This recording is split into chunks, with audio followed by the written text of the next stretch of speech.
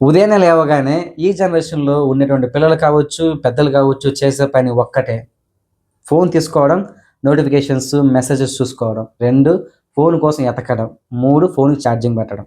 So, ఇవన్నీ జరుగుతూ ఉంటాయి. కానీ మనలో చాలా తక్కువ మంది బైబిల్ పట్టుకొని బైబిల్ చదవడం. రోజుకొక వచనం. బైబిల్ తెరవండి.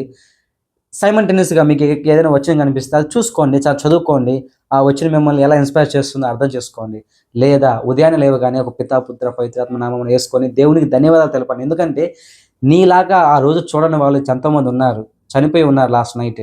కానీ ఈరోజు బతికి లేరు. కానీ నువ్వు బతికి ఉన్నావు ఈరోజు. అంటే అది దేవుడు నీకు ఇచ్చినటువంటి గొప్ప బహుమానం. అదొక బహుమతిగా అనుకోని ఆ యొక్క రోజుని మనం గడపాలి అంతే.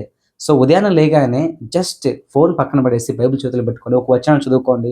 చిన్నగా ఒక చిన్న ప్రార్థన చేసుకోండి. తండ్రి దేవా నాకింత మంచి దినాన్ని ఇచ్చినందుకు మీకు నేను నిజంగా చాలా కృతజ్ఞతుడై ఉన్నాను. ఈ యొక్క రోజును ఆశీర్వదించండి అని జస్ట్ చిన్న స్మాల్ ప్రేయర్ చేసుకొని బెడ్ మీద నుంచి లేవండి. ఆ రోజంతా మీకు చాలా ప్రశాంతంగా ఉంటుంది. నేను చెప్తున్నాను గదా! ఎక్స్‌పీరియన్స్. నేను 11 సంవత్సరాలు అవుతుంది నేను ఈ సెమినర్‌లో జాయిన్ అయ్యి. నా తల్లిదండ్రులు నాకు ఇదే నేర్పించారు. ఉదయాన్నే లేవగానే ప్రార్థన చేసుకోండి. పూజకెళ్ళండి. జపమాలకు కూర్చోండి. ఇలా నాకు చిన్న చిన్నవి భక్తిపరంగా నడిపించారు. సో, ఆ భక్తే అలాంటి ఇన్‌స్పిరేషనే ఈరోజు ఒక 11 సంవత్సరాలు కంప్లీట్ చేసుకుంటున్నాను. ఇంకొక 2 ఇయర్స్‌లో దేవుడి అనుగ్రహం వల్ల. సో, గురువు అన్నమాట. సో, ఏంటంటే ఈ వీడియో చూస్తున్నటువంటి పిల్లలు కావచ్చు, తల్లిదండ్రులు కావచ్చు గమనించండి. బైబిల్ చేతుల్లో పట్టుకోండి. ఫోను కాదు. సో, తల్లిదండ్రులు మీరు మీ పిల్లలకి అర్థమయ్యేలాగా చెప్పండి.